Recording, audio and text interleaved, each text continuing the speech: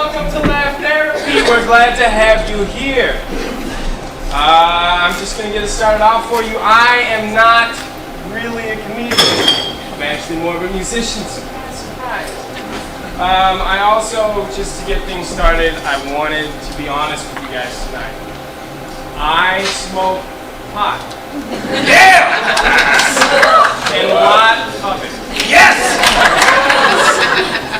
There's no joke there, I just wanted to tell you that because I felt like at the end of my set that might explain a lot. I'm also kind of stoned right now.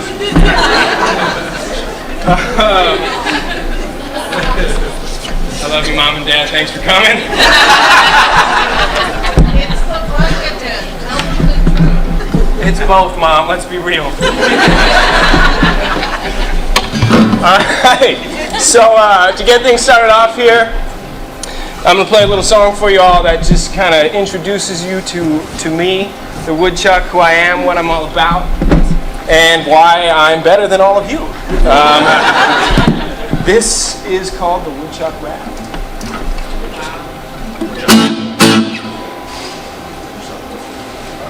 Hello? Is it on? The mic's not on. Hello.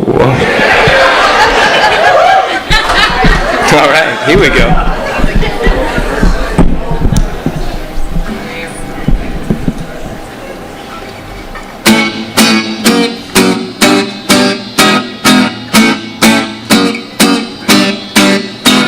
I'm the time-traveling woodchuck from outer space. Don't even try and fuck with me, I'll get in your face. I'll nod off like a good little chuckers, and when I'm done, I'll call you a fucker. Some people call me groundhog, but I don't dig that. I'm not big and sloppy, and I'm not covered in pig fat. Now you might think woodchuck is a silly name, but you should take a lesson, cause I got more game than anyone in here. So pull out your notes, cause come election time, I get the votes to be the high priest of the woodland creatures. Because you see, I have all the features. I can rap and rhyme, I can sing and dance, and if you're lucky tonight, I'll even get in your pants. Cause I am the woodchuck, or so they say, and you can't get enough of me. Hey, hey, hey, now I do my best to keep it all low-key, but when the ladies turn to look at me, I can barely run and get away, so I have to get aggressive. Personally, I find that very impressive. Oh, and also, I control the weather, cause woodchucks do it better. You've got Groundhog Day that's named after me. I keep telling you like woodchuck, but you just won't see. Cause I'm only a foot tall, no one pays me no attention. And when that starts to happen, I gotta take out my aggression. I'm an angry animal, so watch out for that. Cause if you're not careful, I'll bite you in the back. Now this all happens naturally, but if you pay me some mind, it wouldn't have to be either way. I don't really give a fuck, cause like I said, I'm still a fucking woodchuck. And you can get mad and try and chase me down, but you'll never catch me, cause I'll be underground. And even if you follow, I got 2 to 5 exits, so come on down, I'll just go chew on your Lexus. Cause I am the woodchuck, or so they say. You're standing on my house there, hey, hey, hey. Now I do my best to keep it all low-key, but when you're crushing in my living room, I can barely run and get away, so I have to get aggressive. And personally, I find that very impressive. Oh, and also, I control the weather, cause woodchucks do it better.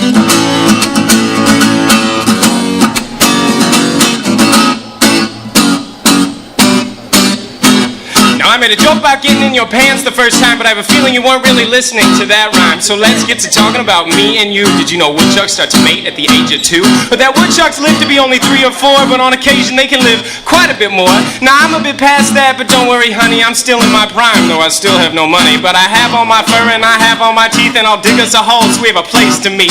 I'll make it feel good and I'll make it feel happy, but if I don't in the end, baby, don't get snappy. I mean, come on, can you really blame me when you get down to it? That's bestiality. Cause I am the woodchuck, or so they say, and you can't get enough of me, hey, hey. You can't get enough of me, hey, hey, hey. Now I do my best to keep it all low-key, but when the ladies turn to look at me, I can barely run and get away, so I have to get aggressive. And personally, I find that very impressive. Oh, and also, I control the weather, cause woodchucks do it better. Woodchucks do it better. I am the woodchuck.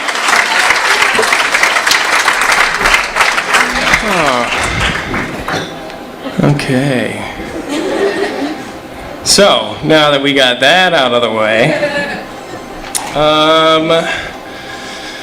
I always get kind of stuck when I get up here, because I get to this point, I finally figured out the first song I'm going to play, and now I'm up here and I have to figure out what's next. Who the fuck is on the phone right now? Hey, go in the bar, step outside, something. Come on. My 15 minutes of fame. Come on.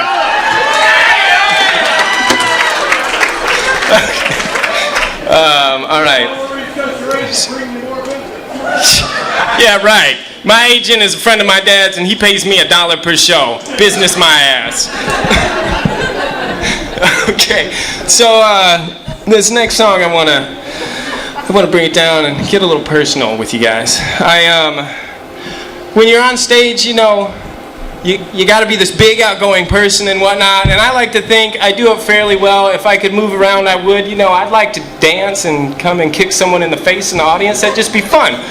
But in real life, I'm not really like this at all. I'm actually a very quiet and a very shy and reserved person, and I don't go out of my way to talk to people at all, as a matter of fact. So this song is about that and about kind of who I am as a real person, and it's just called I Don't Talk Much.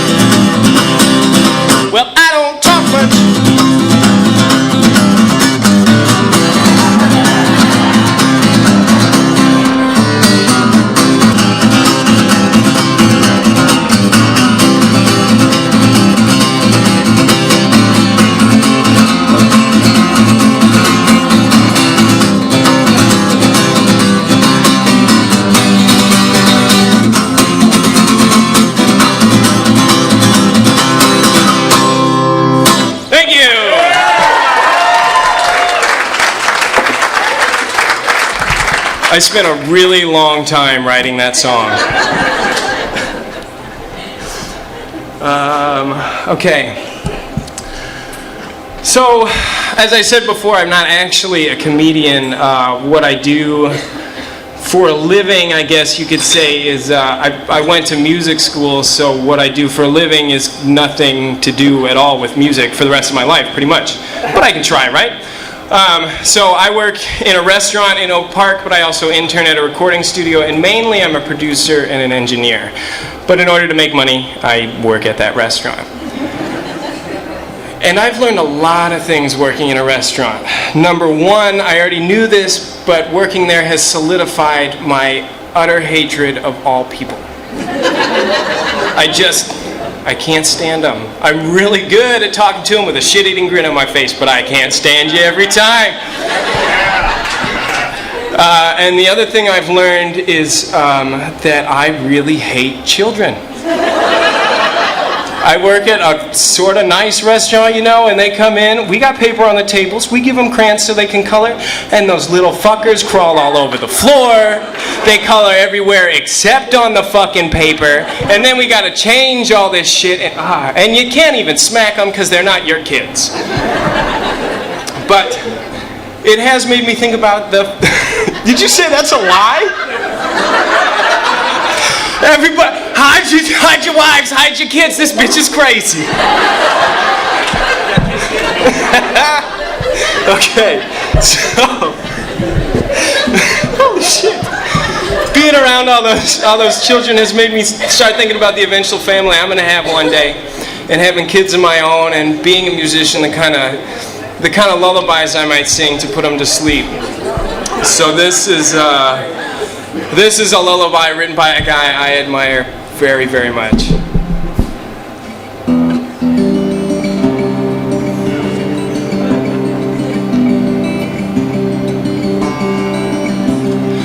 Hush, little girl, sweet baby, don't cry. Tonight, Daddy is here and he'll sing you a soft lullaby tonight. Why can't it be like it was before? How can I explain why Mommy's not here anymore? 'Cause Daddy likes porno and $10 whores. Daddy gets wasted and robs liquor stores. Daddy likes rubbing against little boys on the bus. I think that's why your mommy left us.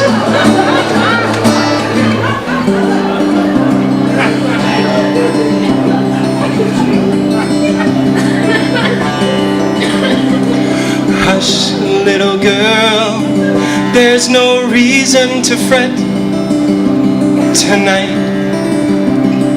Don't mind the smoke, Daddy just wants to forget tonight. Soon it will all be like it was before. Any minute she will walk through that front door. But Daddy plays poker and drinks lots of beer. Then he wants sex that involves Mommy's rear. Daddy has sores on his naughty parts oozing with pus. I think that's why your mommy left us. Please don't cry, I swear I'll try to be here by your side. Right after Daddy gets home from the bar, visits his bookie and steals a new car, he'll drive to the strip club, and if Daddy plays his cards right, he'll bring home your new mommy tonight. Lighty-di, lighty-di, lighty-di, lighty-di, lighty-di, lighty-di, lighty-di, lighty-di, lighty-di, your new mommy tonight.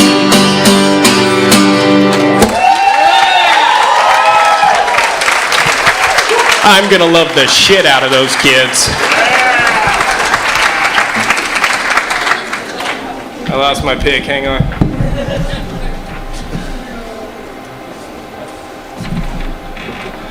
All right. There's mics up here, you guys better watch out.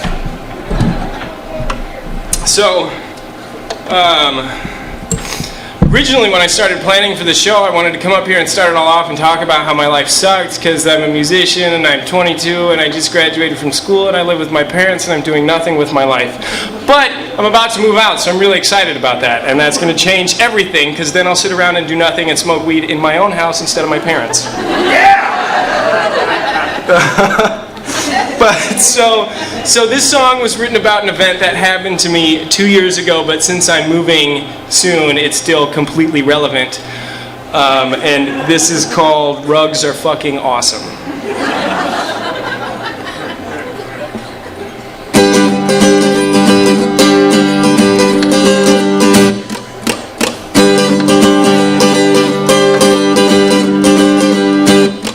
Have you ever seen a beautiful rug before? The kind you just want to roll out and lay all over, because it's so soft and comfortable, or, well, really it's just better than the hardwood floor.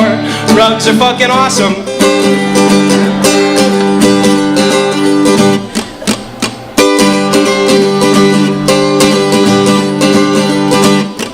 There's smooth ones and hairy ones. I don't like the hairy ones because they're always dirty. Some people call them shag carpets, I call them dirt monsters. Plus, I prefer the word rug, because rugs are fucking awesome.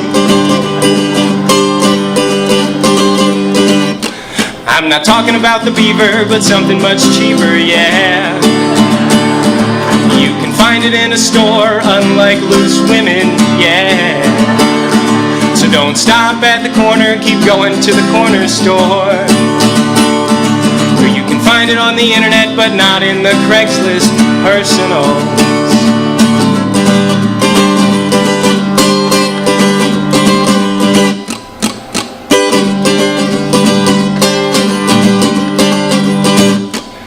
I'm serious about this rug stuff though. My new rug changed my fucking life.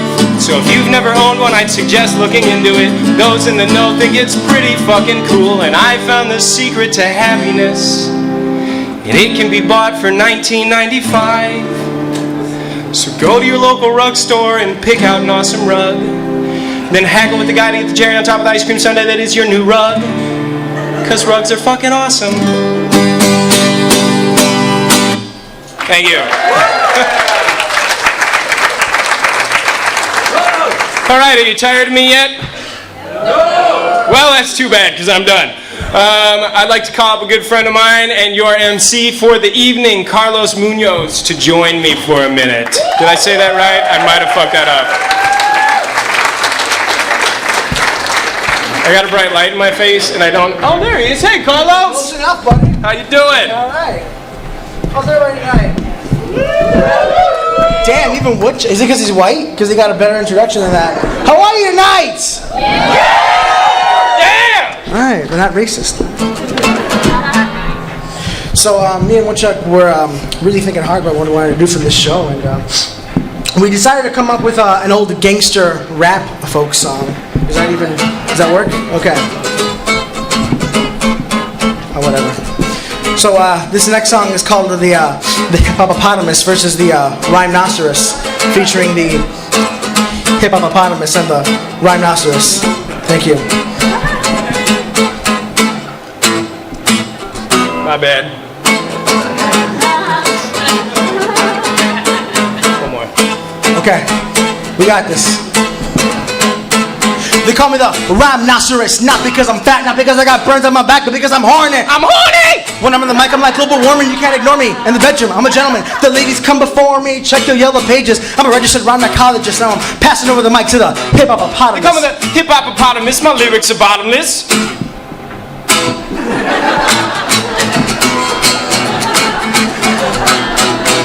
Sometimes my rhymes are polite, like, thank you, Mrs. Johnson, for dinner, that was delicious, good night.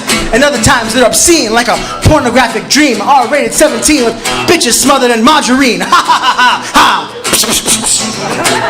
They come in the hippopotamus, flows that glow like phosphorus, popping off at the top of this esophagus. No, I'm not a large water-dwelling mammal from the African jungle that came to this metropolis and learned how to break dance. Where did you get that preposterous hypothesis? Did Steve tell you that perchance? And what's he got to do with this? What kind of rapping name is Steve, anyways? Other rappers diss me, say my rhymes are sissy. What? Why? What? Why? Why? What? Why? What? What? Be more constructive with your feedback. Please? Come on, why? What? Why? Because I rap about reality, like me and my grandma having a cup of tea. There ain't no party like Bananas Tea Party. Hey, ho.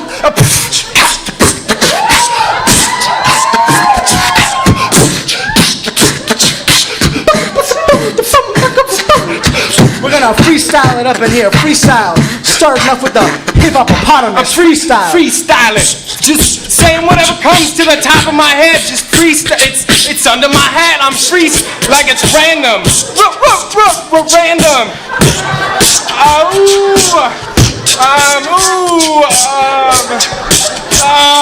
Armando's in the back. Armando's in the back, and I'm freestyling about Armando in the Cran Project. I'm freestyle. Sometimes when I freestyle, I lose confidence. I'm not the rich. I'm not the rich. Yo, gonna try to pick it up right here from the hippopotamus freestyle. Here. Don't think I'm doing any much better than you. My rhymes are so potent that in this small segment I made all of the ladies in the first 2 rows pregnant. That includes you.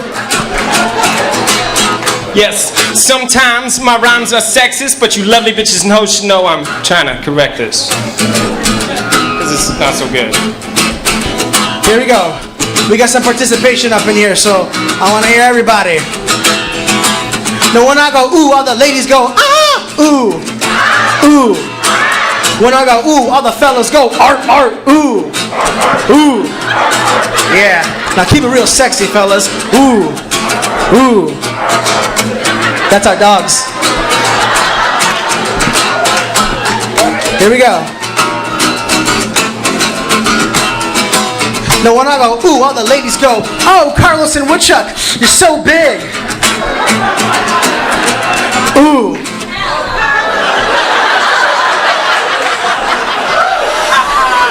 Wow. Thank you, ladies. To the two. You didn't have to say that. Thank you. Good night. Woodchuck, everybody!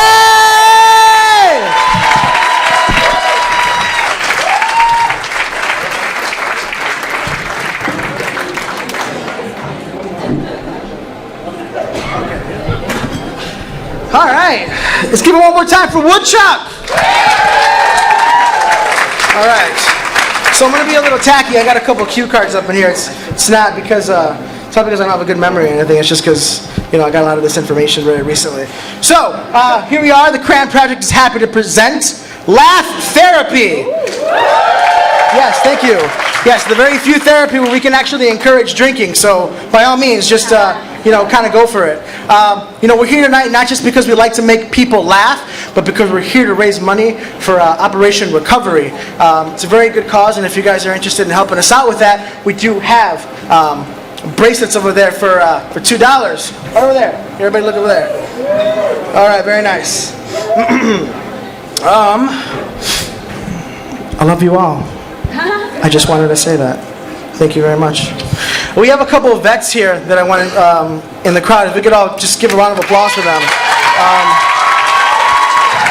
A couple in particular that we wanted to go ahead and point out was we got First Sergeant Marilyn Gomez.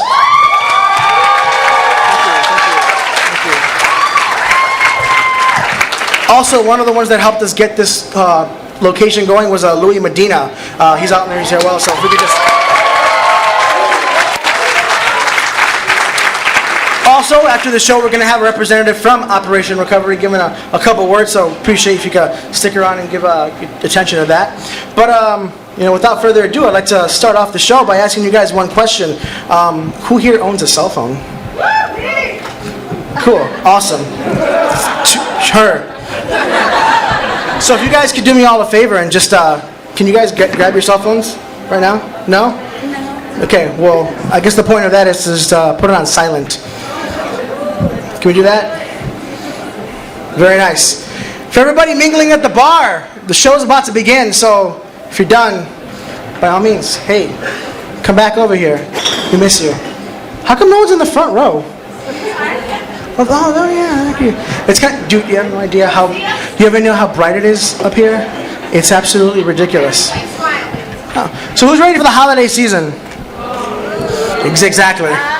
Exactly. No, I work in retail, so the holiday season is not, it's pretty shitty, to be quite honest. And especially right around this time of year, I get some of the dumbest questions that, I don't want to call them dumb, but I feel like the people that ask these questions wouldn't really ask these questions during any other time of the year. Like I got a lady, mother, come up to me and goes, yeah, do you know any good games that a 5-year-old girl would like to play? Would you be more comfortable if I did know? Like, is that? Yes, as a matter of fact, I do. Okay. And then all my customers love to get real chatty around this time of year.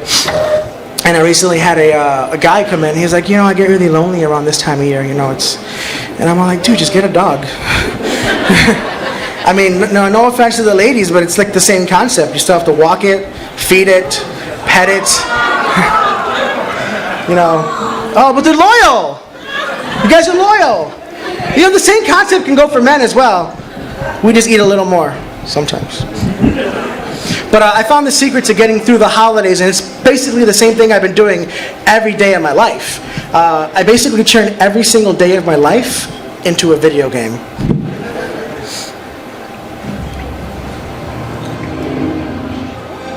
Every day, I wake up, and I get out of bed, and if I get out of bed on time, achievement unlocked. Yes. awesome. You know, I happen to get to work on time. Hey, achievement unlocked. All right. You know, it's like I get home and I make dinner for the family. Hey, there it is. All right, very nice. Later at night, I come home. What do I want to do? I want to pleasure my woman.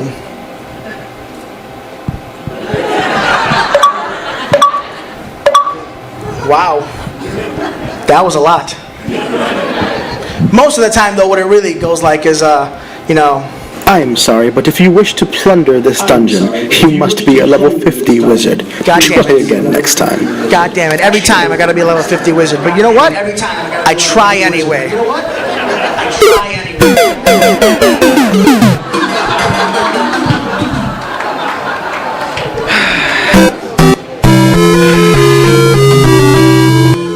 Thank you. Thank you. So, I'd like to start off the show by introducing you to the first comedian. He's a very good friend of mine. He used to be my boss. Thank God. Not that anymore. Everyone give it up for Ian Hitry.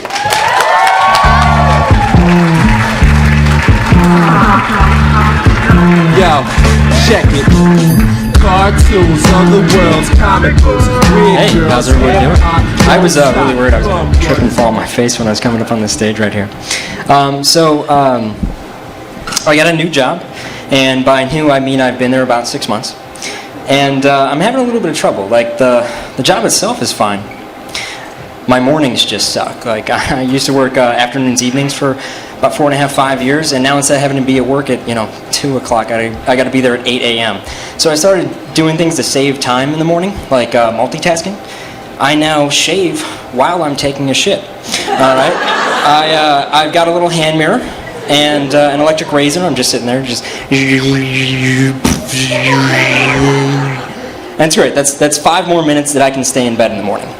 What I can say though is that no human being should ever be able to see their own face and to look into their own eyes while they're taking a dump. Like, it's really disconcerting, it's unnatural, and I can't recommend it. I can't recommend it. And another thing that I'm doing is when I get in the shower, Tangent.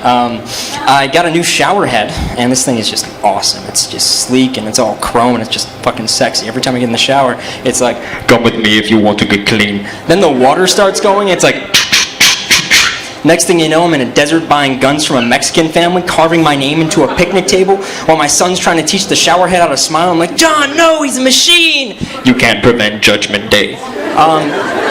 Moral of the story is I think my shower sprays LSD. I should get that checked out. But what I'm doing to save time in the shower nowadays, you can try this yourself. I discovered it on accident. It does require full coordination though. So make sure that you are not drunk, hungover, or otherwise under the influence before you try. So what you got to do is you got to get some soap and you put it in your eye. All right? And here's the commitment part. You got to promise yourself not to wash it out until the rest of you is clean. Okay? So you're just sitting there just like, and it's painful. I warn you, it's really painful. But when you're running late, it's totally worth it. All right, sure, you get to work looking like you got pink eye, but you get there on time and smelling sexy. Okay. So like I said, I got this newish job. I'm a writer and videographer at an ad agency, and that's all sorts of fun, is what it is. I'm not really sure how I'm fitting in, really. Like. When I'm hanging out with like the designers or something, it's great. We're just sitting around talking about blowing video game characters, and I'm not really sure what I get out of the conversation, but it's fun. It's fun. And then clients come in and they want to talk about normal stuff. I can't be like, so who would you rather go down on, Zelda or Princess Toadstool? You have 5 seconds. 5 seconds.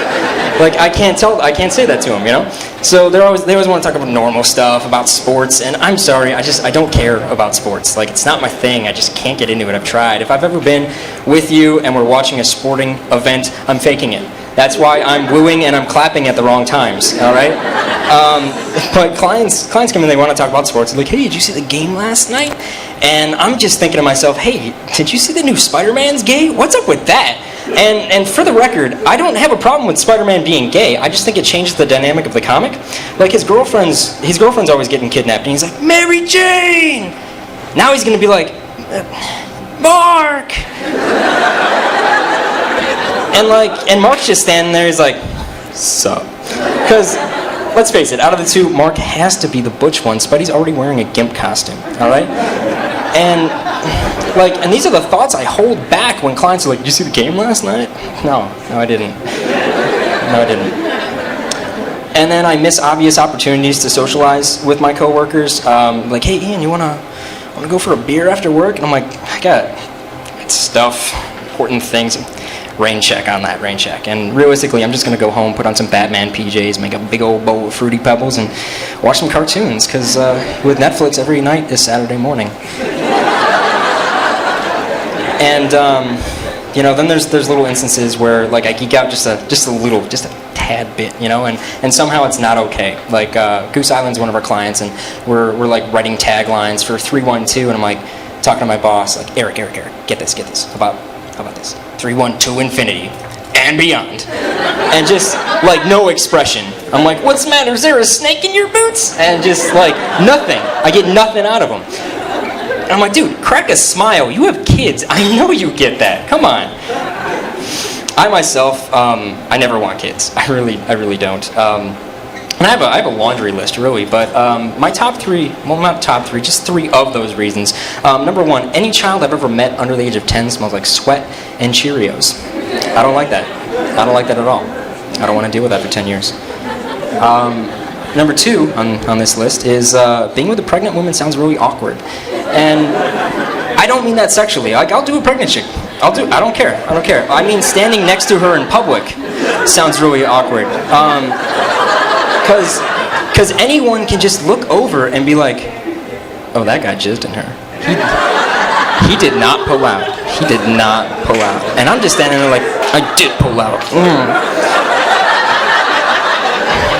And then number three,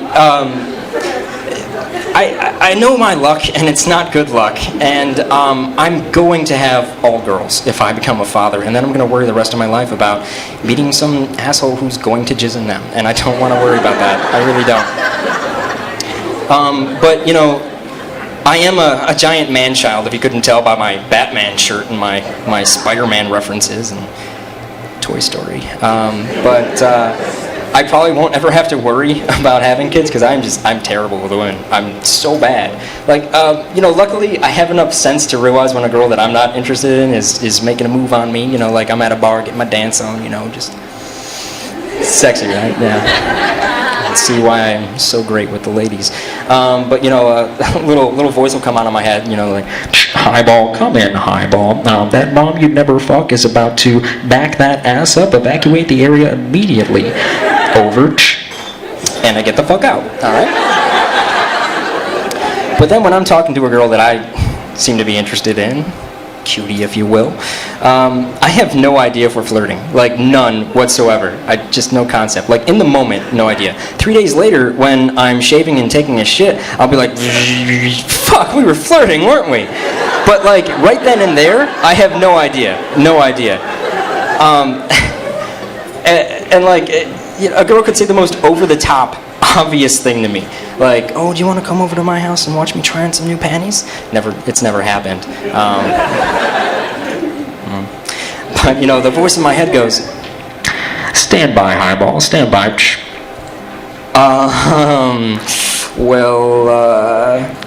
Highball, do not engage. Your fingers are dicks. Repeat, your fingers are dicks. Do not engage. Mayday, mayday, abort, over. And then if by some miracle I do hit it off with this girl, like, I have no comprehension of how to follow up like a normal human being. Like, a normal person might be like, oh, hey, me and my friends are going out to a bar tonight. You wanna come? But no, that's too obvious for me.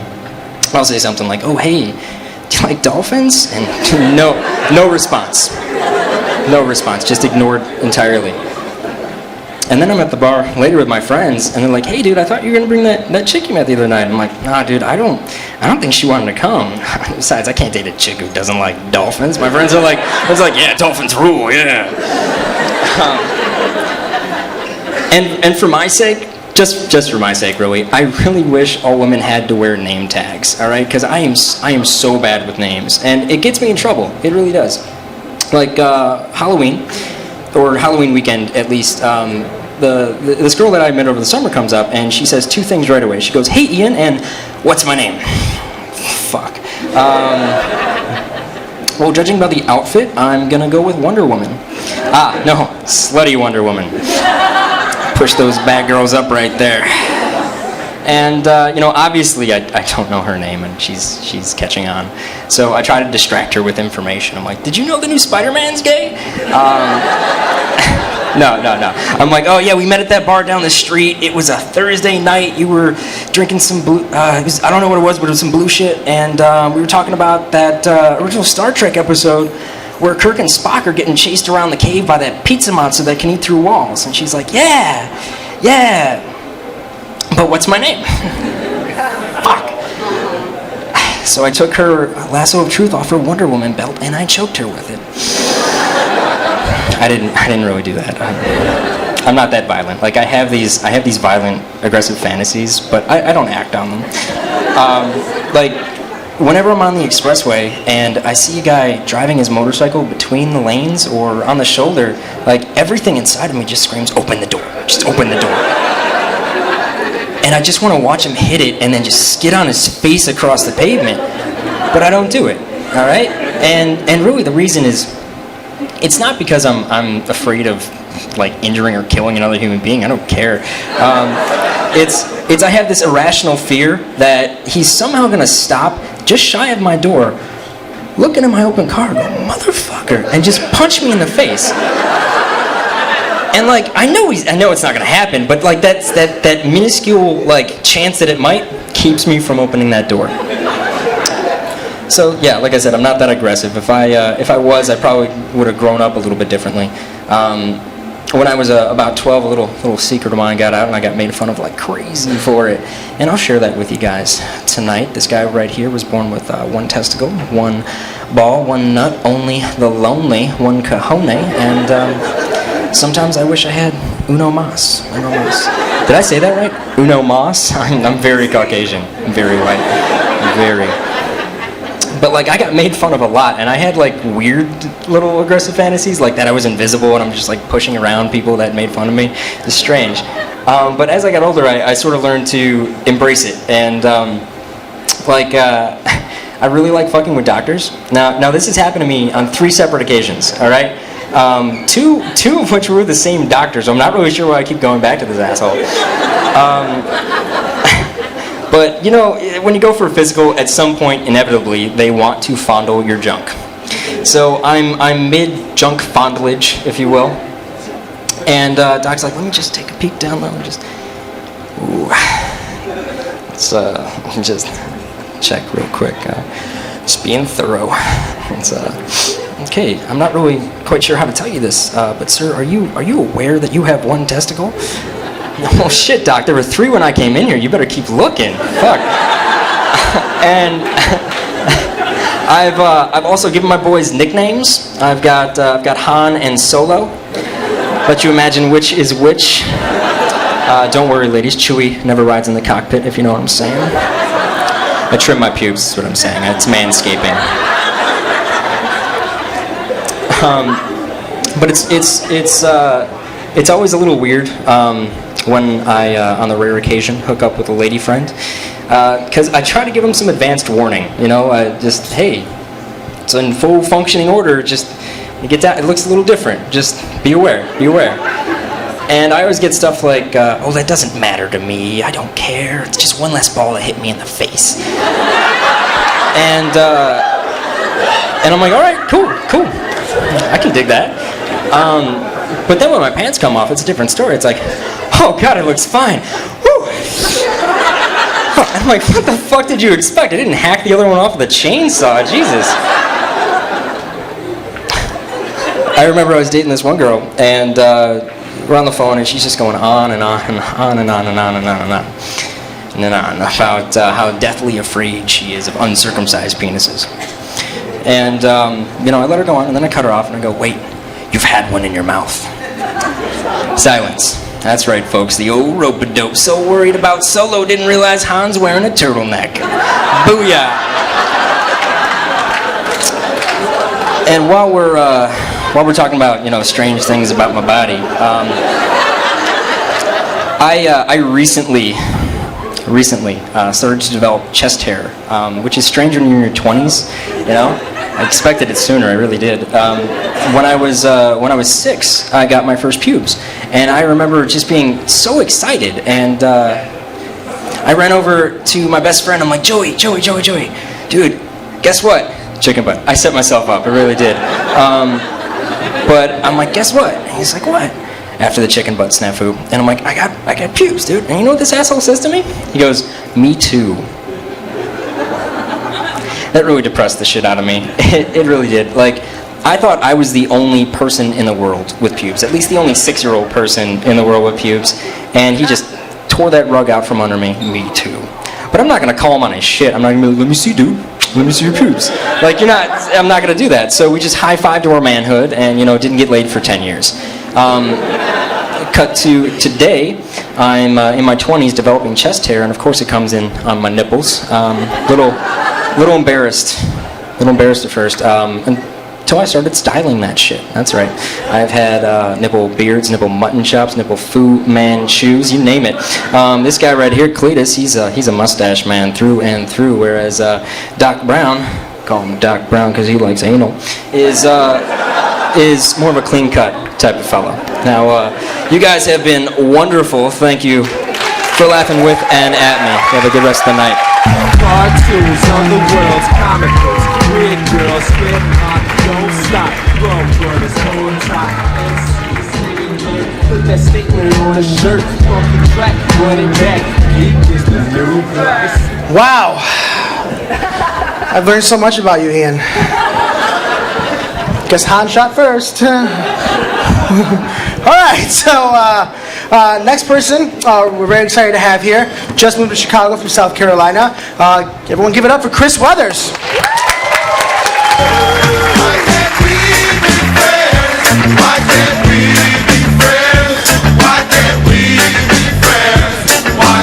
All right.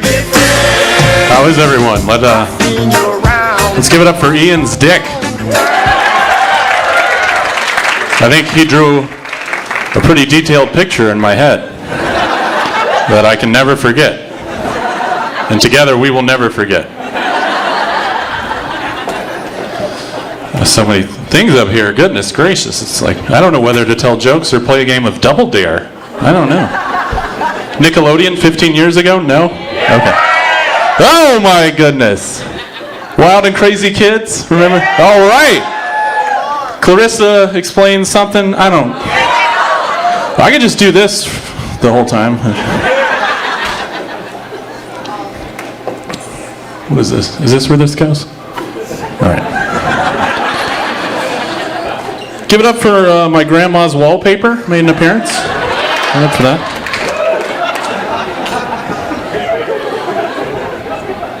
These are her chandeliers also. Yes. I'm saying she lives here, okay? Somebody save her a seat.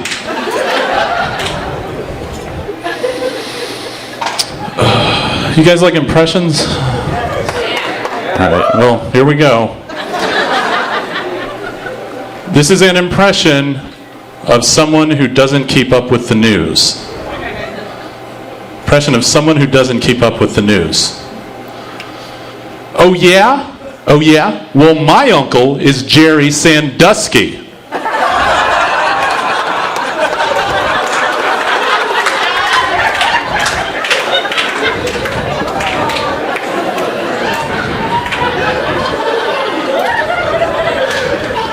Oh, that's...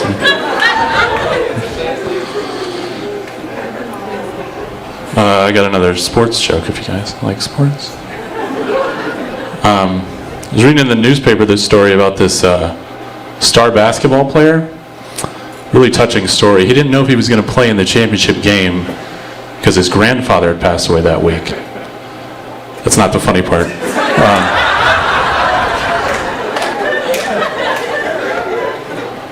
But not only did he play, he scored 70 points to honor the age at which his grandfather had passed. Yes, it was Chris Paul. Here we go. All right.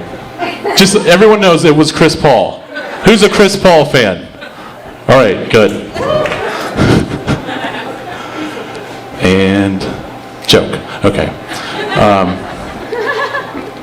That's what he did. He scored 70 points. And you guys, I can think of nothing better to do to honor the passing of one's grandfather than to be a huge fucking ball hog.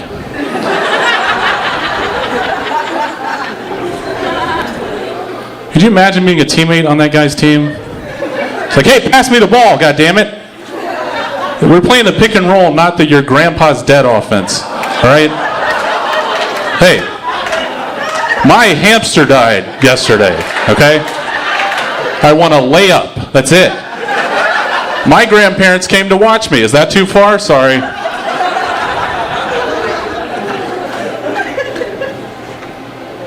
My grandpa died when he was 80, and there's not a damn thing I can do 80 times. That would be anything but embarrassing. Like, this for you, Grandpa. Eat 80 deviled eggs. Make it 70.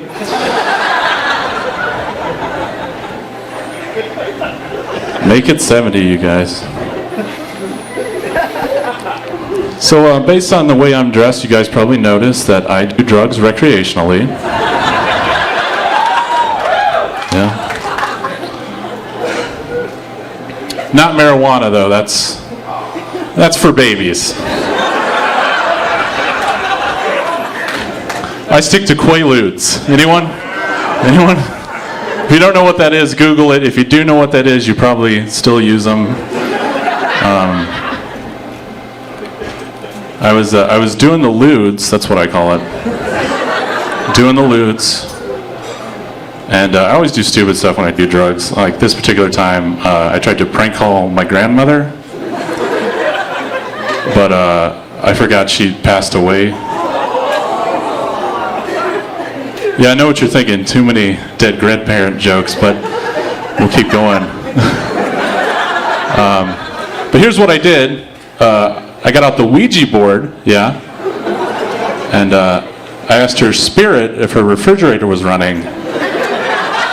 And she spelled out, "Stop masturbating, we can see you." So,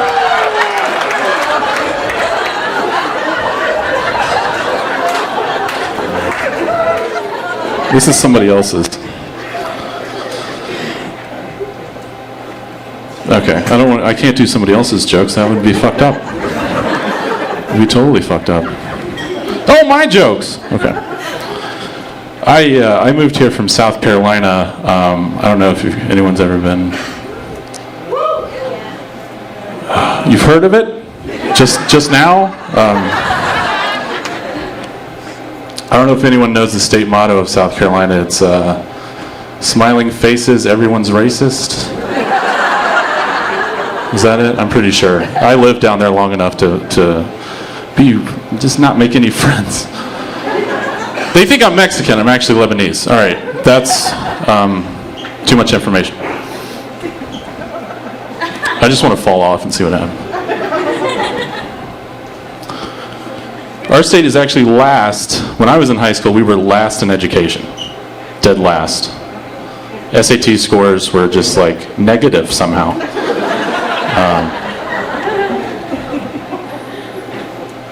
This is the average person taking the SAT in South Carolina. This is what they would look like.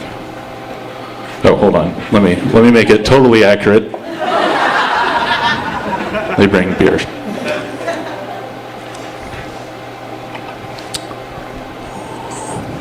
Shit, I don't know any of this shit. God. Hey man, hey. What the hell is an anal orgy? Oh, analogy. I got it. All right. Okay. That makes sense. All right. I mean, it doesn't. I don't know how to do them. Should I stop talking? Okay. Hey, well, you shut up, Daryl. Fuck you. I'm missing work for this. Missing work. Yes, I think building model trains is work, all right? Hey, I'll smile and get pussy. All right. Hey, watch this. Watch this shit. Check this out. Hey, teacher. Hey. These anal orgies. Is it like A is to B is C is to D's nuts? Oh my God, I'm gonna be a fucking failure for my whole life, man. And then they walk out, and that's why we have horrible scores. That's exactly the reason. People love to play the lottery where I'm from. I call it the hillbilly stock market.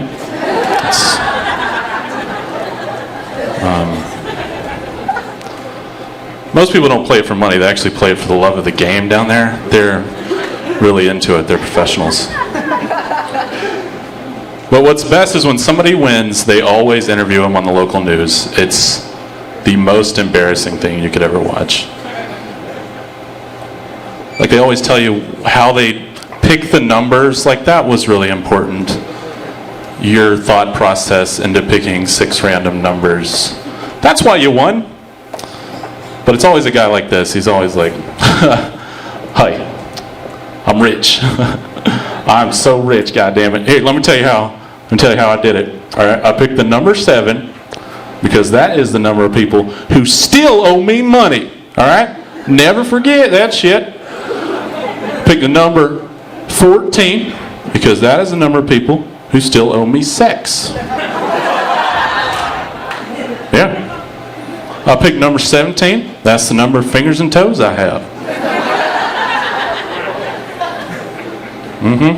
It's true. Do a lot of farming.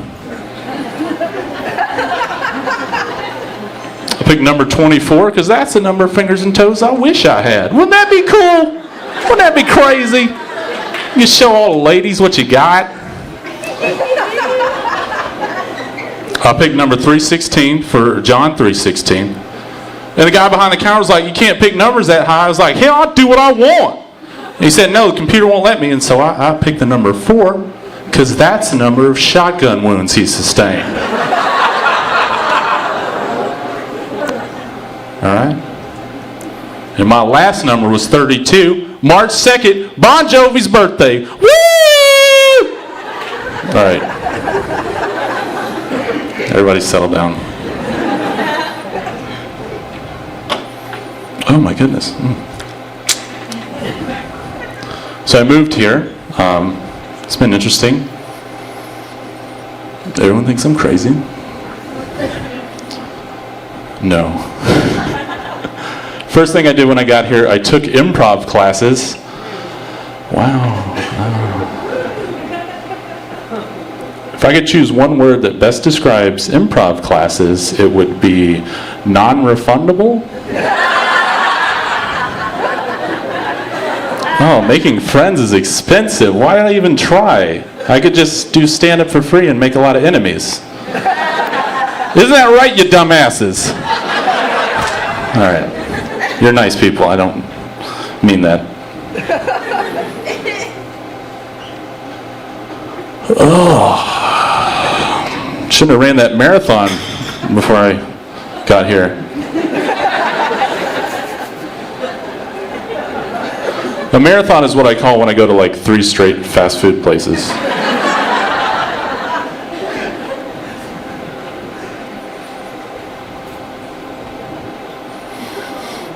Oh, you don't have to owe. It's okay. It's all right. I can make it to 30, maybe. I don't know. My mom gives me a lot of advice since I moved here. She thinks the world is a dangerous place, and it is, but she thinks it's like the opposite of Narnia. I can't think of a good example right now. So just go with that, okay?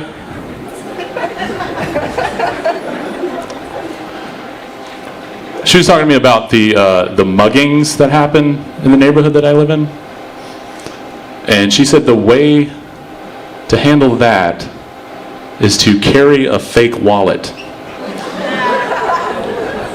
Yeah, because that's exactly what I want to do when I get mugged. I want to turn it into a magic trick.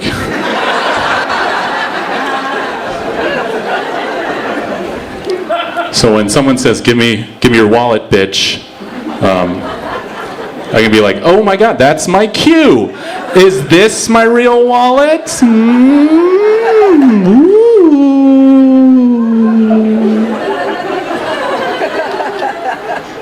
And now for my next trick, I will catch a bullet with the blood in my stomach.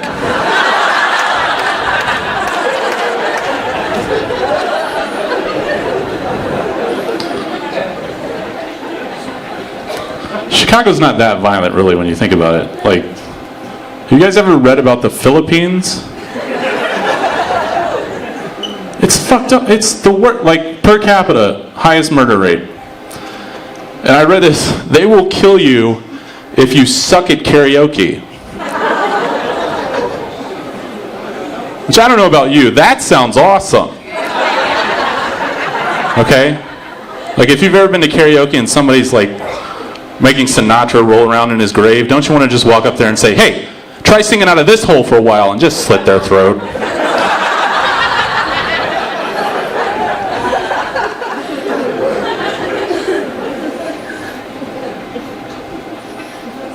So my next gig is at the Manila Improv. I don't think I'll be coming back alive, just so say goodbye to everyone. They'll be like, did he just make fun of us for being too violent? Let's murder him! Oh, little known fact about the Philippines. It was originally named Philip's Penis. All right. That's stupid. It's too stupid. Too stupid, you guys.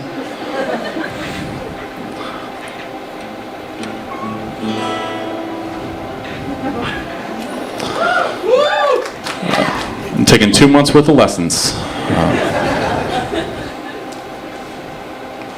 So I did just get a job recently. It's at a dog park slash boarding facility slash I hate my life kind of deal. I won't say the name of it, but let's just say that it's a lot of doggone fun.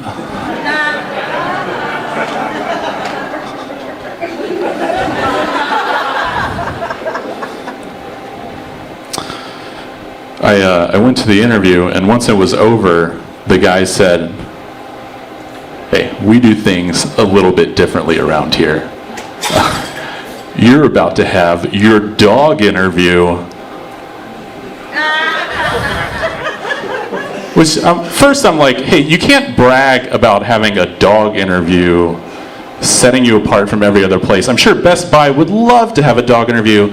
They just don't have the fucking dogs, okay?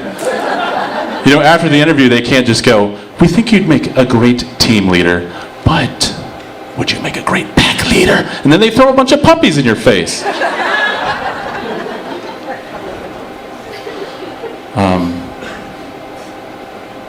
Obviously, I go to all interviews kind of after a Quaalude or two.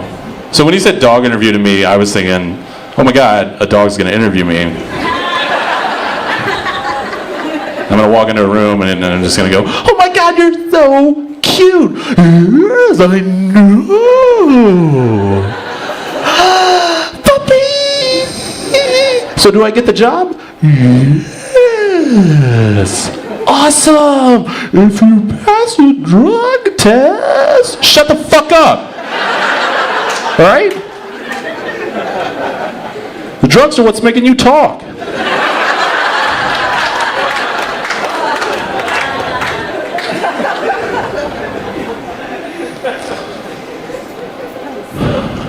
No, but here's what a dog interview actually is. The two supervisors watch you play with dogs for 2 hours.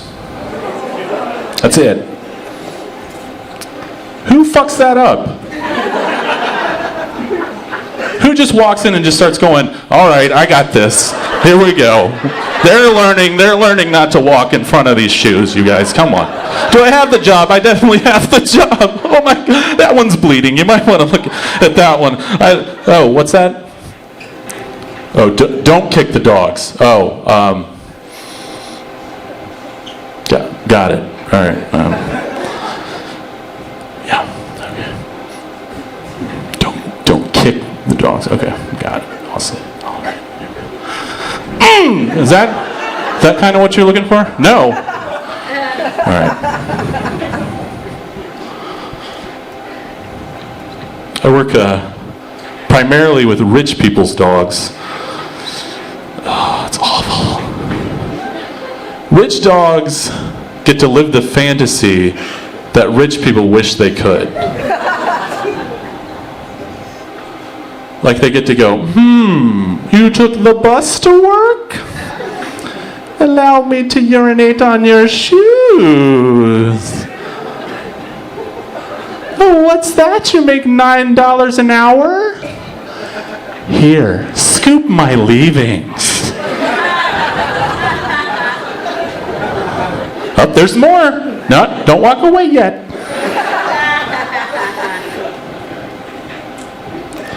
Oh, what's that? You had ramen? You had ramen for dinner last night? Oh, here's what I had for dinner.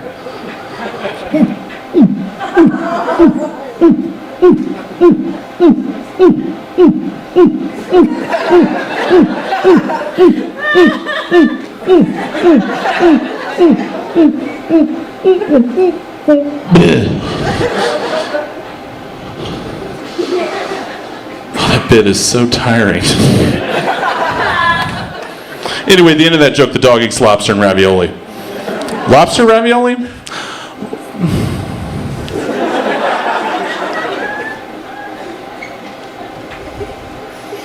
I had this one guy, dogs mount each other. I don't know if you guys know this. They mount each other. And there's one guy, he told me, make sure the dogs don't mount my dog. This is how he said it. He said, make sure the dogs don't hump my daughter.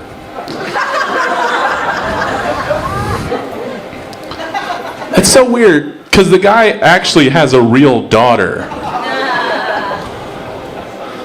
Like, does he have a picture of the two of them where he goes, hey, they hurt my two daughters? I can't think of anything more degrading, except if he said, look, here's a picture of my bitches.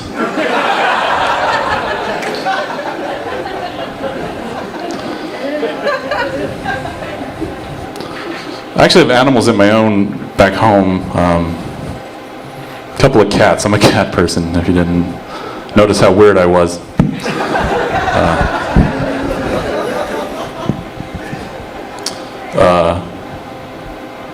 Two domestic short hairs. I have one white and one black. So I feel guilty that they drink out of separate water bowls.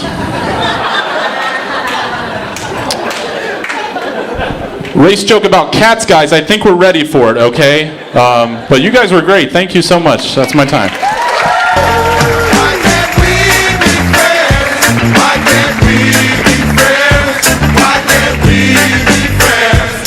Why can't we be friends?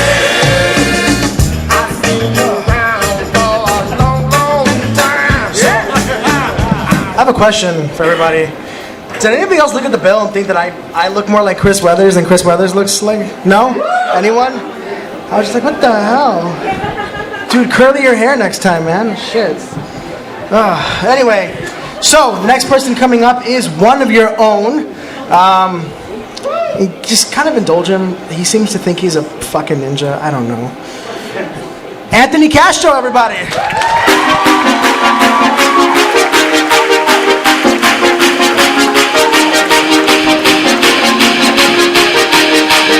What's going on?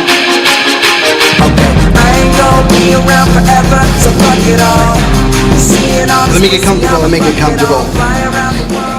What is going on, guys? I think I know like a lot of you in the audience today. I think I know a lot of you guys. I'm gonna get to know a little bit of you better. That girl. And it's gonna be cool. Like, I'm gonna confess some stuff to you guys tonight, so you guys are gonna know Anthony in a deeper, more emotional level, not like petting zoos. But it's gonna be different. You guys didn't read the program? Okay, that's cool. But it's cool. Check this out. So my first confession, I guess, is that I think I'm a lot cooler than what I really am.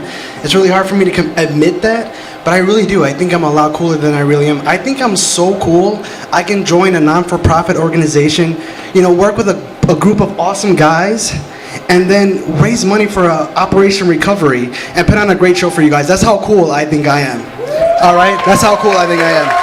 Yeah. But you guys need to stop clapping because it'll go to my head because I think I'm a freaking badass. I think I'm 007. Like up here, I think I'm 007. Back here where the real thinking happens, I know I'm not that cool. Because you can't be that cool and be completely dyslexic. You can't. You can't, because I make simple math errors and grammatical errors all the time. Like, it's pretty bad. And I made a rule for myself. If you can't spell dyslexia, you're probably dyslexic. That's the rule. And I probably can't right now, and that's the trick of dyslexia. You never know if you can spell the word or not. You just mix up letters, and there's a whole thing. But yeah, I remember when I first found out that I was dyslexic. I'd never been truly diagnosed, but I was taking a psychology class. I took a psychology class, yes. And there was a portion of the class where there was a list of things like, listing of symptoms of dyslexia. So I was going through, and it was like a checklist, and I was checking them off, and I was at 10. And there was a caption on the bottom that said, if your student has 5 or more, you're definitely dyslexic. And I'm just like, holy shit, I have 10. Yeah, so that means I'm super dyslexic. Yeah, it's not a real thing, so I can't take credit for that. But I am definitely dyslexic. It's a problem. And it's a real thing because... You're talking? That's cool. Yeah. It's a real thing because... Like, if you ever got an email from me, you open up like, oh my god, I got an email from a retarded monkey. And like, no, it's just Anthony. It wasn't the retarded monkey, it was Anthony.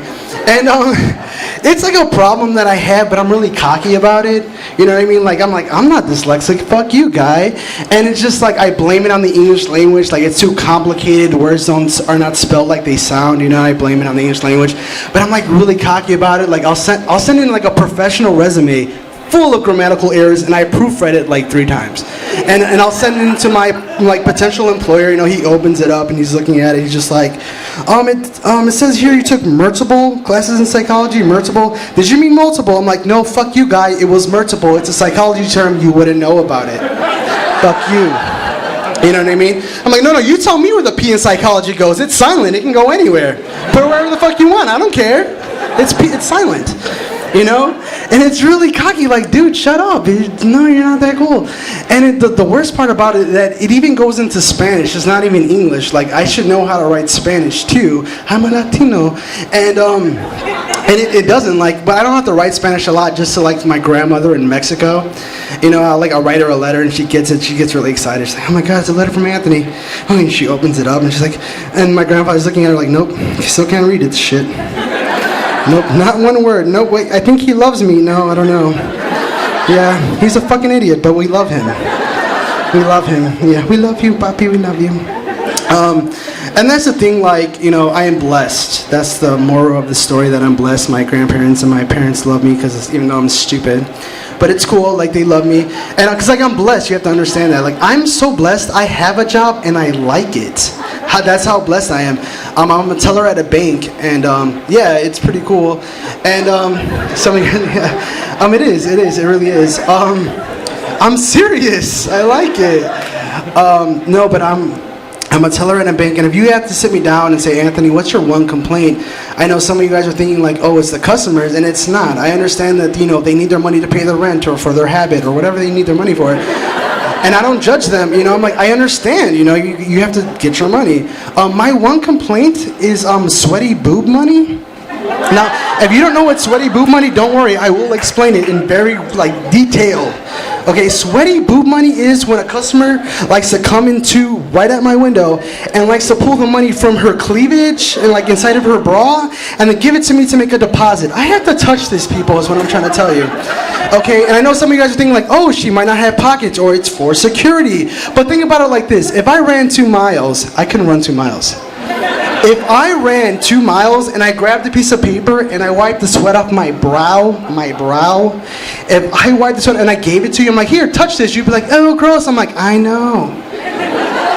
Okay, but then it's worse too, because there's like a whole entire process. You know, that customer comes into my window and they stand right in front of me and they proceed to dig into their bra and they show me all their goodies.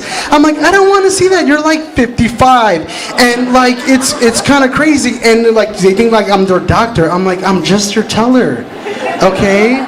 And then like they're digging in there, there's like a whole entire process, and it's like they don't just keep cash in there, it's like everything.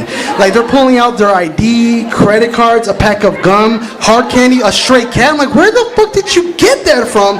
And eventually they'll get to the cash, and of course I have to show great customer service, so I'm like, I use my pens as chopsticks, I'm good at it now, just counting it, just like, oh my god, yeah, you have $100 in 20s, thank you very much. They're kind of stuck together, but we won't talk about that. Have a great day. Here's your receipt. But no, I think I'm really grateful about my current position, career-wise, simply because I've been humbled by retail work. Somebody just kissed. That was cute. Retail work, and what that it just, if you worked retail, you still work retail. If you worked retail, you know that it's slowly killing you. That's my determination, and it's a real thing. It really is, cause like I don't even have words for it. That's how bad it is. And I remember thinking, like, I spent thousands of dollars on an education. I graduated, yes, with dyslexia. I graduated, okay. My first job out of college was retail. And I remember thinking of all the money that I spent on an education, and now I'm selling a pencil to a retarded kid. I'm like, buddy, hey buddy, no, you're writing with the wrong side. That's the eraser. You gotta flip it. You gotta flip it over. You can't write with the eraser, buddy. Flip the fucking pencil over. Oh, you're gonna cry now? You're fucking crying? Or you're gonna go to your mom, ma'am, it's not my fault, ma'am. He was trying to write. I was trying to explain with him. He had to turn the pencil over. Now he's putting it in his nose, ma'am. He's putting it in his fucking nose, man. He's bleeding now. It's on the floor, and I have to clean this up. Yes, I'm the supervisor on shit, but I have to clean this up because I work a lot but get paid a little bit. It's fucking retail. That's why I like my teller job. Yeah, that's why. Yeah, so I've been humble. I've been blessed by that. But check this out. Here's another confession for you. This is pretty embarrassing, actually. I'm gonna take a sip of my drink. If you don't mind. It's delicious. Thank you, Sabrina. It's delicious. I love you too. Get off of it. All right, we're moving on. Hey, get off of it. Anyways, so check this out. I just recently realized something. Like I said, it was embarrassing. I just recently realized I live in the West Side Hood. I just found this out. And it was funny. The way I found this out was I was talking to my coworker, and I was explaining to her a certain situation that happened nearby where I live. And she's like, yeah, Anthony, it's because you live in the West Side Hood. I'm like, oh my God. I live in the West Side Hood. And like, yeah, like a montage went off in my head of like stabbings, shootings, bums doing lines in my alley. I'm like, yeah, West Side Hood. You know what I'm saying? Like memories of my childhood when it was a hot summer day and birds were chirping and kids were jumping rope in the street and dodging bullets, and it sounded like fun. And I wanted to join them, and my dad's like, no, you have to stay inside and watch cartoons. And I blame him because he really had me convinced that I lived like in a suburb. Like it was like normal for houses to have like 10-foot high raw iron fences, like electrically charged. Like, no, it's common. It happens all the time. I'm like, Daddy, why does our door have 10 locks? And he's like, they're decorative. I'm like, they are. And they make a nice noise when you open and lock them. And he's like, yeah, it's like a song when you leave and enter the house. It's like a song. Yeah, it's crazy too because like right now, my father's house has no front stairs. It doesn't. And I'm not talking about like for a week or 2 weeks. It's been like a fucking month.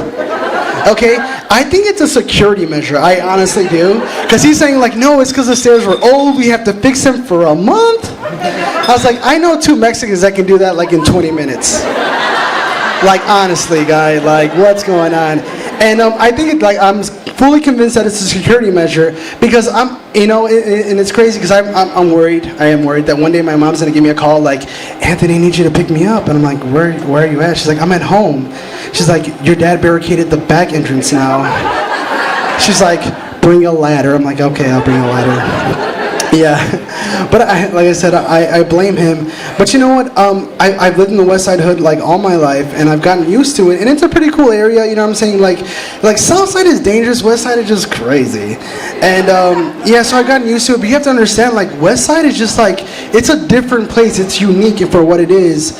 And like you have a lot of different like cultures and people there. You know, you have your mixture of like Mexicans, Cubans, Puerto Ricans, or your Latinos. And then you have like your African Americans, you have some Polish, and then you have some hipsters. Nobody took credit for the hipsters. I don't know why. They thought it was a census thing. It was weird. But yeah, so you have like this grouping of people, and it's funny how the cultures actually mix. They mix. And a lot of the different ethnicities actually pick up Spanish. They become bilingual. And a perfect example of that is like during a hot summer day. You know, you just go out and just drive into the west side. And there's a guy in the corner on his grind, you know, selling water. He's like, ice cold water, agua fria, agua fria. I'm like, what did dude just say agua fria? Did he just translate, conjugate that, and say with a better accent than I ever would? Did he just do that? You know what I'm saying? And it's a real thing. And like there was like this old black homeless lady, and she was begging for change from her cup, and I felt bad for her. I gave her some. She's like, "Thank you, papi." I'm like, what?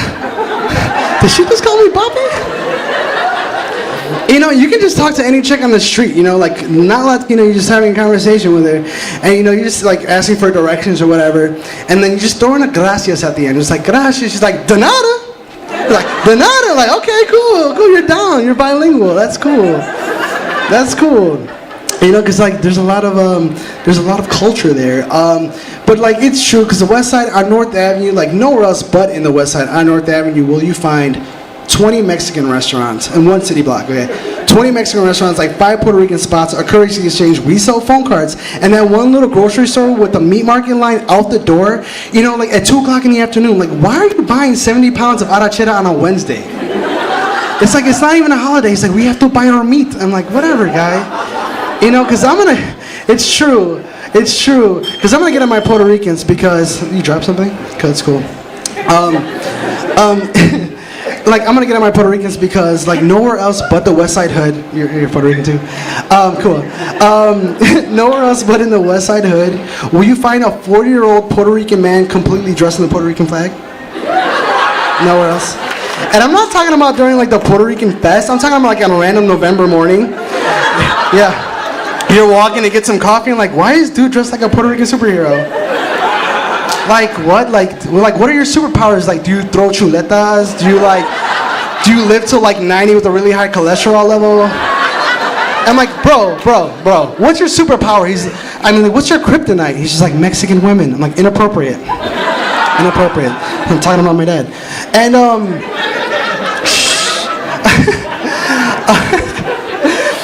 but no, that's West Side Hood. It's a unique and it's a real thing. You have to think about it too. Like that guy that day he picked it out of his closet. Like I'm gonna look so sexy tonight. Where's my Puerto Rican hat?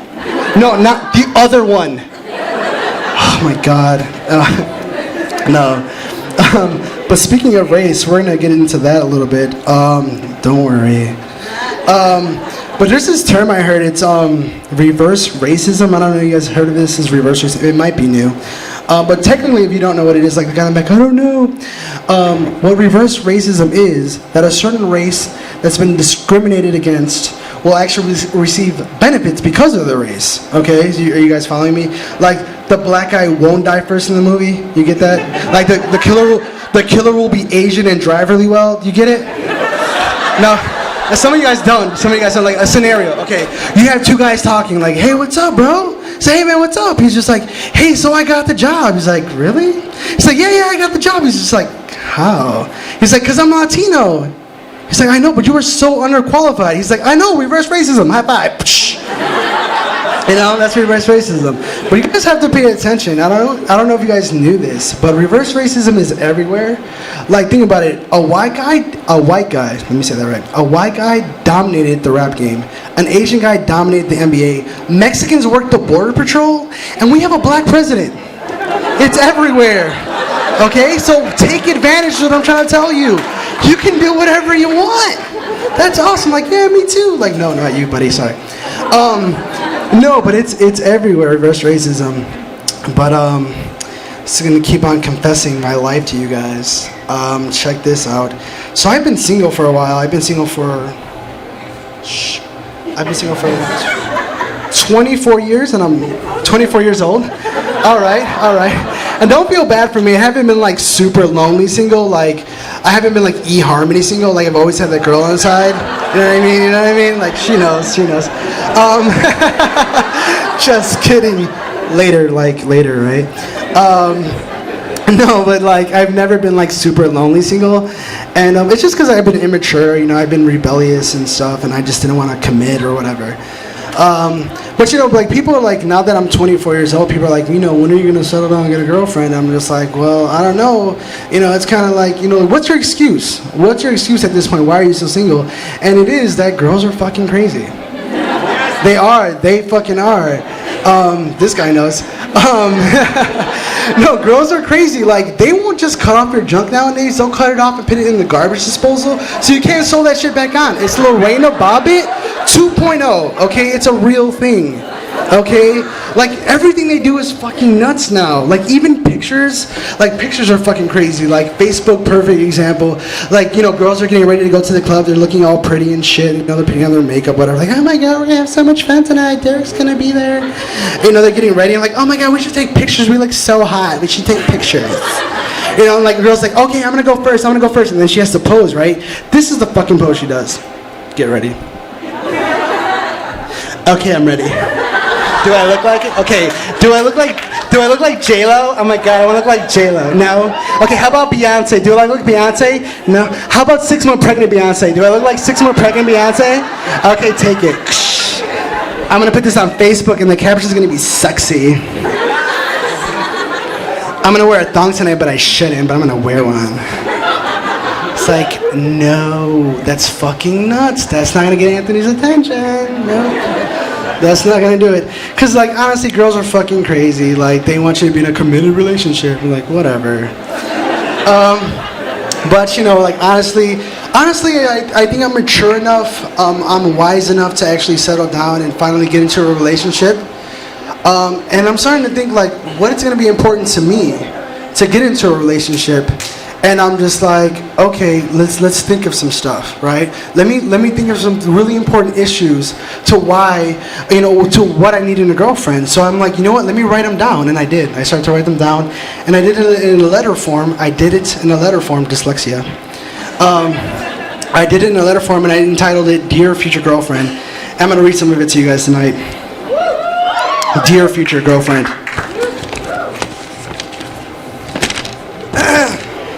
Dear future girlfriend, my mother will not like you, but my dad will. Sorry. Sorry. Dear future girlfriend, I'm not a morning person, so please ignore all the silence, evil look, and death threats. I just need some coffee. I'm not a morning person. I'm sorry. Sorry, babe. Dear future girlfriend, I already know you're crazy because I have a subconscious attraction for the crazies. I accept you. I accept you. I know. It's cute. Dear future girlfriend, I will never go shopping with you, not because I'd rather run into oncoming traffic. I don't want to ruin the surprise. That's why. Don't be confused. Nope.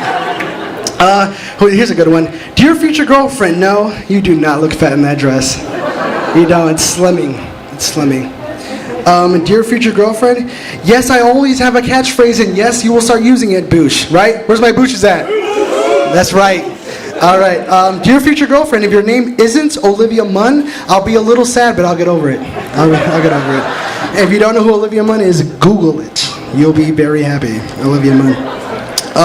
Dear future girlfriend, I noticed you were wearing black pants with white socks today, so let's not do that again. Let's not do that again. Things that are important to me, guys. Things that are important to me. Where are we at now? Dear future girlfriend, no, I wasn't flirting with her. I was just being nice like you asked me to be. You asked me to be nice. I wasn't flirting with her. I got her number, whatever. That guy liked it. Dear future girlfriend, if you ever have to ask me if I'm being sarcastic, I'm not. I'm being sarcastic right then. Like, yeah. You didn't catch it. That's sad. Dear future girlfriend, my poems will be romantic and sweet, but grammatically incorrect. You know, because I'm dyslexic. Okay, but they'll be sweet. You'll get the gist. Dear future girlfriend, it's not my fault your sister is super cute. It's not. It's not. It's genetics. It's genetics. It's not my fault your sister is super cute. It's not. You're your mom, you know. It's the same thing. Dear future girlfriend, it's not my fault your mother is super cute. It's not. I was telling you before it was genetics. I was telling you. It's crazy. Dear future girlfriend, your father will disapprove of me, but your mother won't because she's super cute. Okay, I didn't even know that was there. I didn't even know. She's cute though. She's a nice lady. We're gonna hang out later and do some backgammon. I don't know. Dear future girlfriend, I'll hold your hair back when you're sick. I'll wipe your nose when you have a cold, and I'll sing you Florence and the Machine when you can't sleep, because I'm that awesome. Signed, love, the best thing that ever happened to you, Anthony. All right, guys, here's Carlos for you. I ain't gonna be around forever, so fuck it all. You see it on this pussy, I'ma fuck it all. Fly around the block, eating good, drinking alcohol. You ain't nothing like You know, interestingly enough, I'm kind of a Facebook junkie, and he actually has a Facebook page for Dear Future Girlfriend. I'm not kidding. I'm not. Look it up. Okay, go home, please, and look that up right away. Well, guys, we do have one last comedian for you. Oh, cutting me off. Why are we cutting? What did I do? Yes. No, that's it. Well, it's very important. This next comedian, we're really happy to have her here. You can find any more information you want about her on LisaLoretta.com. Give it up for Lisa Loretta. Brass monkey, that funky monkey. Brass monkey, chunky, that funky monkey. Hi! How are you guys? Give it up for you! You guys are awesome! Oh my god. And also for the cause. Veterans, right? Holy shit. I can't do it. I couldn't do it. How are we dealing with the change of seasons? Are we okay? No, right? I can't handle it. My favorite season actually just ended. People watching season. It's the best one. It's my favorite thing to do. My favorite thing within people watching is to catch people looking at their own reflections in store and restaurant windows. You guys into that? It's the best when you catch them doing it. My favorite one, this one lady, she was walking down a street that still had parking meters up, and she was so enamored with her own face that she ran her sternum right into the parking meter. I was like, you dumb bitch. With the same hair outfit and face as me.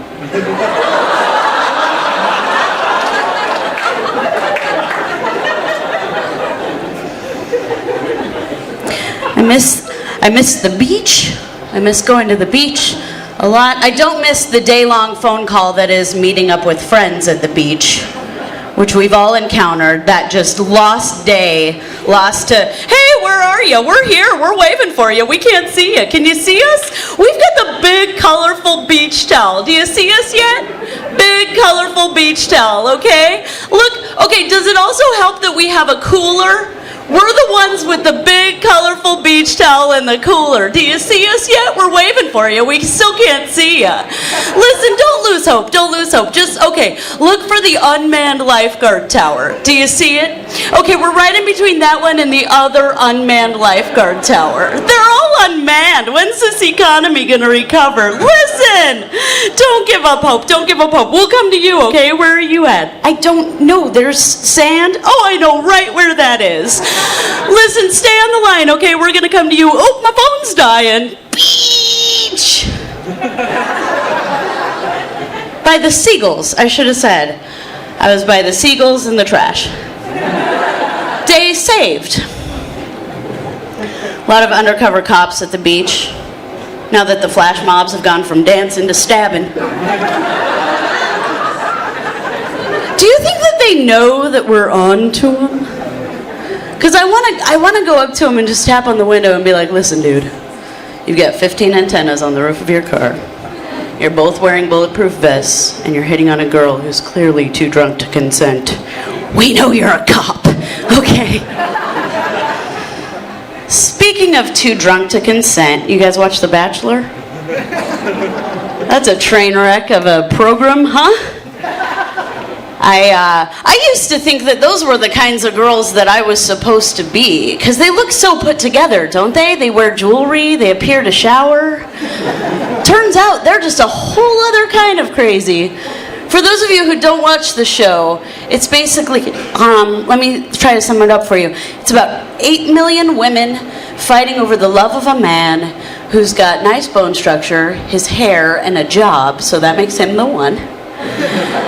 And They're competing for a rock represented by a flower, which is rational, right? So in the 10 minutes I was able to stomach of this show before I had to go run a sad bath and cry into some bubbles over the state of this great union in which we do live, I was able to nail down what I consider to be a pretty good impersonation of the show itself. And I'm going to do that for you now. This is my impersonation of the show The Bachelor. So I guess you could say I'm a pretty typical coal miner's daughter. I was raised with real traditional values. I definitely want kids someday. My fiance died about 9 years ago. I'm 22 years old. I know that's getting up there to not have a ring, but that's not my only goal in life, to have a ring. I'm sorry, is that the ring over there? It's so shiny, it was real distracting. I'm sorry, I didn't mean to interrupt myself. Where was I? I love my mama very much. My favorite food is a salad with dressing on the side. I love to wash cars in a tiny top with no bra, no panties, sometimes even no pants, because I'm crazy. I'm just kidding, I'm not really crazy, unless that's what you're into, and then it can be real, real crazy. Shut up. Just shut up. Because I asked you a yes or no question about 22 minutes ago. And we gotta wrap this up. Can I or can I not put my dick between your boobs? Oh, you can do whatever you want to me. Just don't mess up my makeup. I'm just kidding. This is permanent. I'm gonna look like this forever. You're Rose, my lady. That's pretty much it, right? That's The Bachelor. I think. You guys ever do this one? You ever sign up to run the marathon and then realize, whoops, now I gotta run a marathon? You guys ever do that twice? Cause I did. This year my favorite part was before the marathon. I was walking my dog at about 4:45 in the morning, and I had all my gear on because I was just gonna take her back upstairs and just leave right away. And this girl was walking home from a bar, and she just goes, "I can run a marathon." But it's like, why would I want to? Why would you want to? Because I want you to. I want you running next to me the whole 26.2. Because you running next to me you're going to look like a baby newborn horse learning how to walk for the first time. And I'm going to look like that Russian chick who wins every year. Run with me. I also love that you get to know a little bit more about neighborhoods. You go through like 29 neighborhoods in the marathon. It's crazy. And I thought I hated Pilsen because it's so far away from me. Turns out Pilsen is awesome. They give you orange slices and pixie sticks. Pilsen rules. Chinatown, you need to stop smelling like Chinatown just for a day. Just for that one day.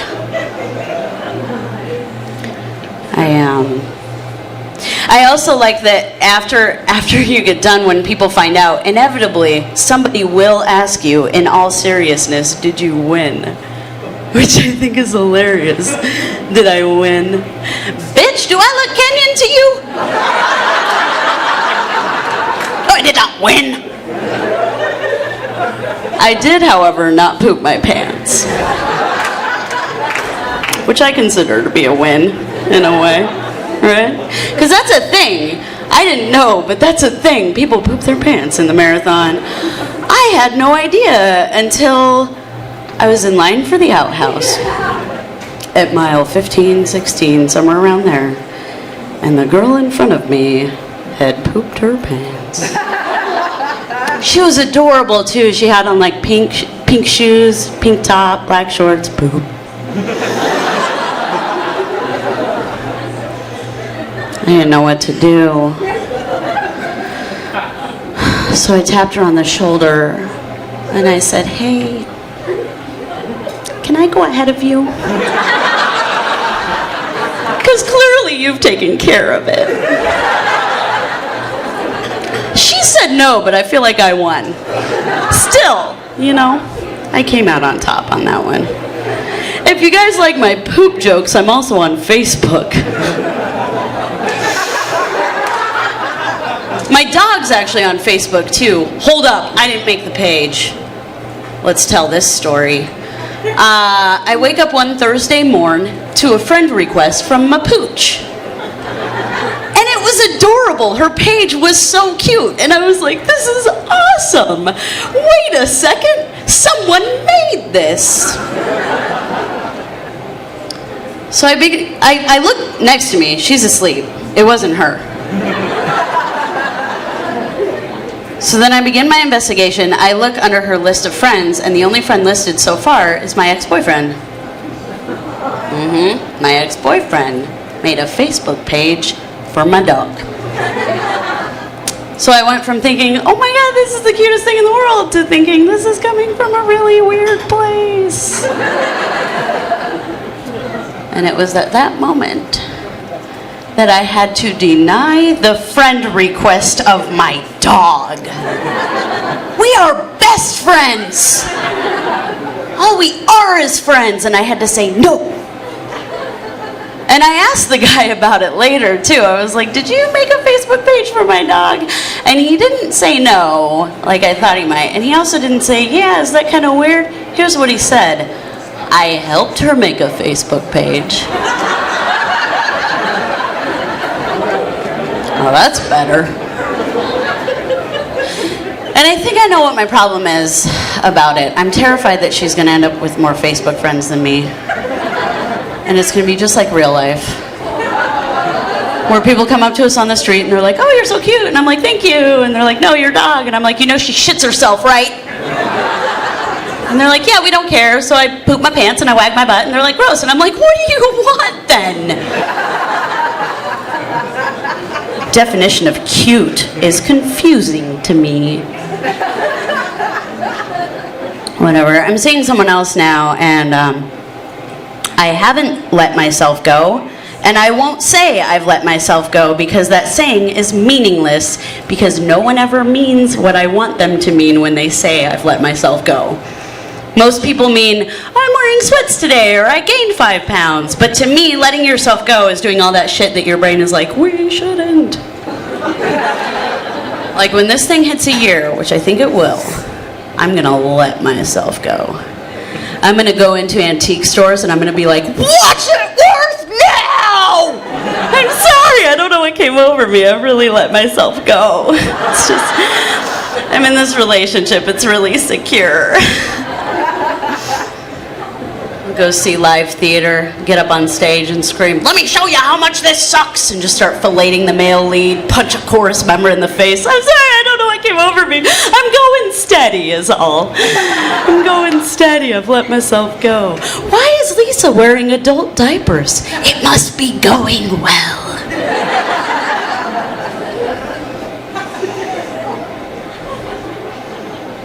I've been watching a lot of Mad Men lately. You guys like that show? Mad Men, otherwise known as the show that makes white guys go, those were the days. I was watching it with my boyfriend, and he said, God, I wish we could go back to the good old days. And I said, really? Go to work.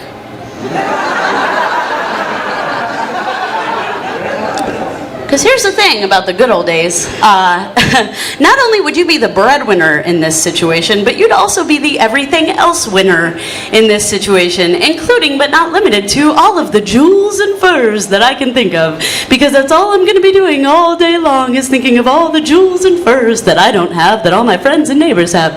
That, and I'll be thinking of all the babies we should be having. Just babies, babies, babies will occupy my thoughts while I develop a wine problem, or maybe a pill problem, or maybe both. And the best, most intelligent conversation I'll be able to muster at the end of your long, hard day will be, how was your day, dear? And maybe you don't answer right away, so I throw a hissy fit. I throw a lot of those, and no one knows why, but I know why. It's because it's the 60s, and I can't pleasure myself. Why, the only pleasure I get is from thinking of all the babies, babies, babies. I'm gonna have to get a big old poofy skirt so I have somewhere to keep all the babies. And he said, yeah, but I could drink at work. And I said, babe, you work at a call center, part-time. You can drink at work. I don't know, it has kind of motivated me to look for a new job. I want to get into the advertising business, and I'm up for, and I have a third interview, and I'm actually kind of nervous for it. It's at a place called Chevy. Ever hear of it? Right? It would be for a copywriter position, and I have to go in to this interview proving to them that I can write for their key demographic. So I was wondering if you guys would be cool with me testing out the commercial that I wrote. Would that be okay? Yeah. Okay. So here it is. Here's my Chevy truck commercial. You've got huge balls! Your balls are so huge they're often mistaken for lady boobs. Your tit balls are so huge they'd barely fit inside a D-cup size bra. But no D-cup size ball bra can contain you, brah. You're a man. You've got a huge appetite for manliness. No hybrids for this guy. Hybrid, more like bybrid, as in bisexual, as in faggot. You're no faggot. You're straight enough to know that Mother Nature is a pussy. She got herself into this mess and she can suck her way out.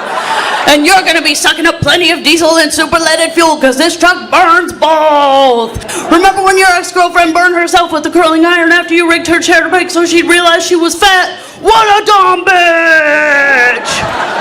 She needed to be cheated on like you need this truck to make up for the time that you accidentally cried during a Lifetime movie of the week. Time to overcompensate for that tiny dick that your tit balls make look even smaller.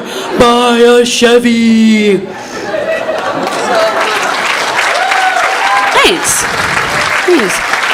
I guess, here's my only concern. Do you guys feel like it's too subtle? Thanks you guys so much. I've been Lisa Loretta. Thanks for coming out. You guys are awesome. Brass monkey, that funky monkey. Brass monkey junkie, that funky monkey. Brass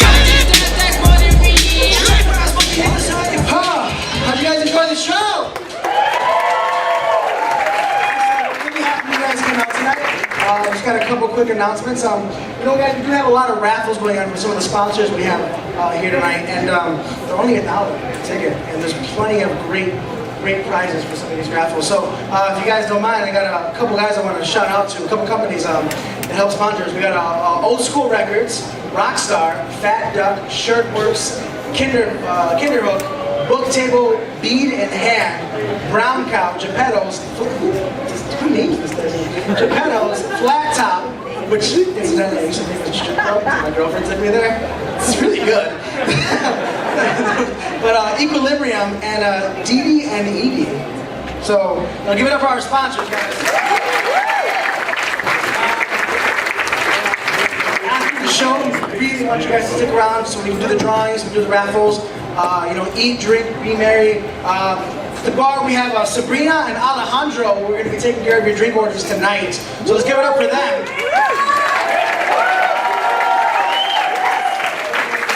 So, if I'm not mistaken, I believe we do have someone from the Operation Recovery. His name is...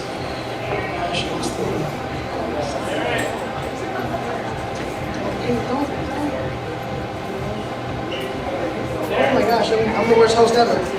Derek Giffen. There you go. Derek Giffen. Wow, I'm so sorry. So, if you can get Derek up here, say a few words on behalf of Operation Recovery, that would be awesome.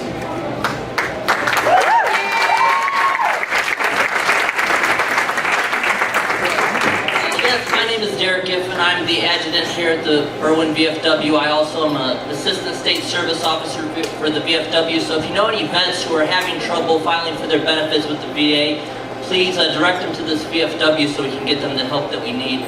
I'm kind of in a tough spot here because, this whole night has been a lot of fun. We've had a lot of great laughs, and I feel like Debbie Downer because I have to bring up really what part of the proceeds are going to Operation Recovery. I have to talk about that, and it's some serious stuff. Our veterans are kind of in a tough spot these days. Just some stark statistics that I need to point out. Amongst America's unemployed, veterans are 3 times the national average. Even though veterans are less than 1% of the national population, 20% of all suicides are from veterans. And so Operation Recovery has a very simple goal, is to stop the deployment of traumatized troops. We've been at war for the last 10 years, and many troops have been deployed numerous times, and they've been diagnosed with very serious diagnoses such as post-traumatic stress disorder, traumatic brain injury, and military sexual trauma. So Operation Recovery's goal is to stop the deployment of these troops, because it's our belief that troops have the right to heal. So if we're going to make any headway in mitigating these very stark statistics that I just listed, we're going to need to allow these troops to heal. And that's really what Operation Recovery is all about. So by coming to an event like this, you're really supporting Operation Recovery, you're supporting the healing process for a lot of these troops. And I want to thank the Cran Project for doing what they've done. Laughter is great therapy, and by paying your money to come to an event like this, we're supporting Operation Recovery, which is hopefully will bear some fruit in the years to come, and we will truly live out our credo of supporting our troops. Thank you.